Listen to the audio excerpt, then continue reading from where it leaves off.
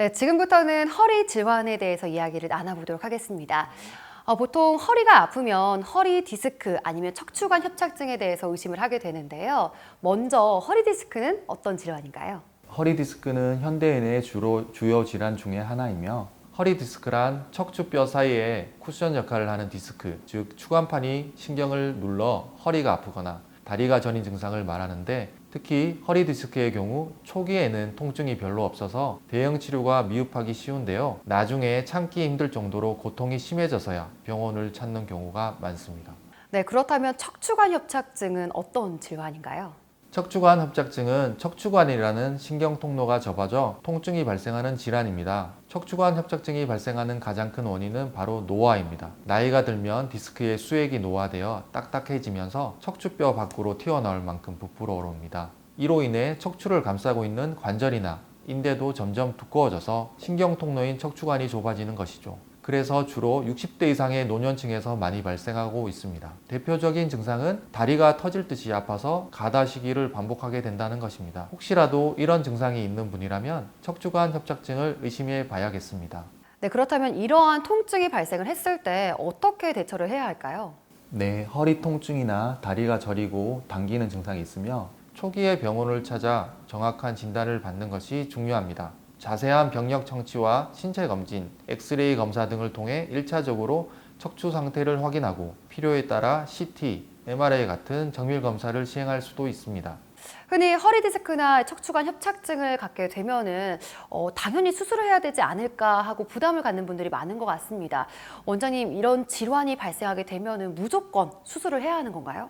그건 아닙니다. 많은 분이 척추 질환이 발생하면 수술을 해야 한다는 오해를 하고 계십니다. 하지만 실제 척추 환자의 90%는 수술 없이 치료가 가능합니다. 초기에 병원을 찾게 되면 물리치료, 약물치료, 특수 신경블록 치료 등과 같은 비수술적 치료 방법으로 치료가 가능합니다. 하지만 치료 시기를 놓쳐 다리가 마비되거나 대소변의 장애가 나타나게 되는 경우에는 수술이 불가피할 수도 있습니다. 따라서 초기에 병원을 찾아 진단을 받고 치료를 시작하는 것이 좋습니다. 네, 조금 전에 특수신경 블록 치료에 대해서 이야기를 해주셨는데요. 정확하게 어떤 치료법인가요?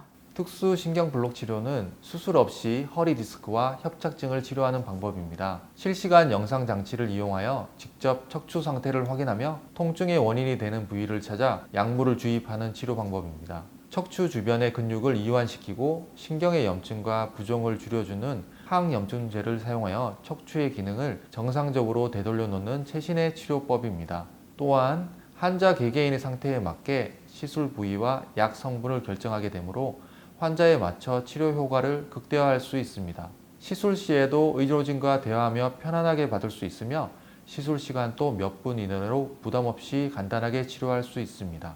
네, 이 특수신경 블록 치료를 통해서 효과를 볼 수 있는 다른 척추 질환도 있을까요? 허리 디스크, 척추관 협착증뿐만 아니라 급성 요통, 자골신경통, 만성적으로 허리 통증이 지속되는 경우에도 효과를 볼 수 있습니다. 네, 보존적 치료 방법 중에 체외 충격파가 있다고 들었습니다. 정확하게 어떤 치료법인가요? 네, 체외 충격파는 비수술적 치료 방법으로서 근골격계 통증을 완화하는 데 매우 탁월한 효과를 나타내고 있습니다. 이 충격파는 음파의 일종으로서 충격파를 몸 안쪽으로 넣어주면 매우 짧은 시간에 높은 양압에 이르고 난 후 급격히 압력이 떨어져 음압으로 변형되는 특징이 있습니다. 이러한 양압시기와 음압시기 모두 치료에 영향을 주지만 특히 음압시기에서 무수한 미세 방울들을 형성하는데 이것들이 조직에 치료적으로 유리한 변화를 유도하게 됩니다. 네, 다음으로 체외 충격파에 대해서 조금 더 구체적으로 이야기를 나눠보고 싶은데요. 이 체외 충격파의 종류에는 어떤 것들이 있나요?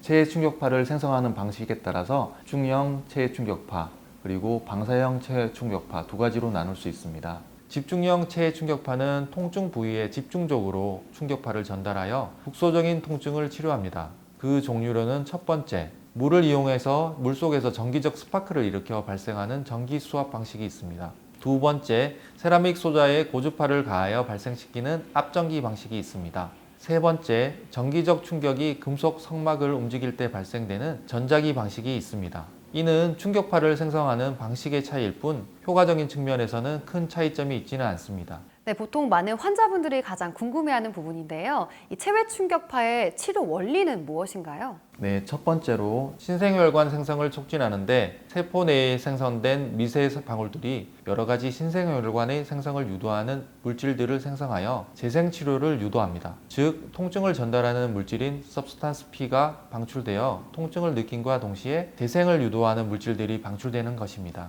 두 번째로는 화학적 변화가 있는데 인대, 근육 등 손상 부위에 림프 조직이 활성화되고 조직 잔해물이 제거됩니다. 세포의 투과성이 증가하고 산화질소가 방출되어 혈관 확장 및 항염 효과를 나타냅니다. 또한 혈관, 상피, 뼈, 콜라겐 등의 성장 인자들이 방출됩니다. 마지막으로 통증을 일으키는 식이섬유 등의 수를 감소시킵니다.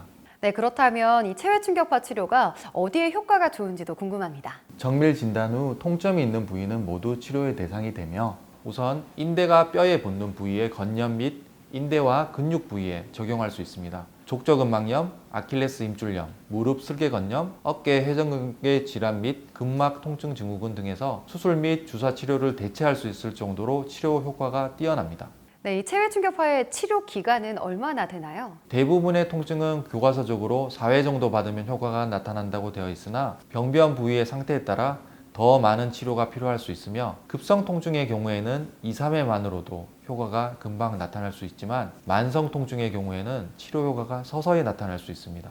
보통 4회에서 5회 치료에도 효과가 없을 때는 다른 치료법 병행과 또는 재진단이 필요할 수 있습니다. 네, 이 체외 충격파에 특별한 장점이 있을까요? 우선 제일 큰 장점으로는 부작용이 거의 없습니다. 그리고 일상생활의 복귀가 빠르며 마취나 절개를 할 필요가 없습니다. 또한 이전에는 충격파 치료 시 통증이 있는 것이 가장 큰 단점이었으나 집중형 충격파와 방사형 충격파를 동시에 치료함으로써 압력의 세기를 줄여 치료 시 통증도 줄이고 치료 효과도 높일 수 있습니다. 마지막으로 무엇보다도 그동안 주사 치료나 물리 치료에도 효과가 없고 만성 통증 부위나 최근 발생한 급성 통증 부위 모두에서 적용할 수 있는 것이 가장 큰 장점이라고 할 수 있습니다. 원장님, 그럼 마지막으로 허리 통증이 있는 분들에게 한 말씀 부탁드립니다. 허리나 다리에 통증이 느껴지게 되면 초기에 전문의를 찾아 정확하게 진단받고 치료를 시작하는 것이 치료 기간도 줄이고 치료 효과도 좋게 합니다. 최근에는 수술 없이 치료할 수 있는 방법이 다양하게 있으니 부담 없이 병원에 내원하시기를 권해드립니다.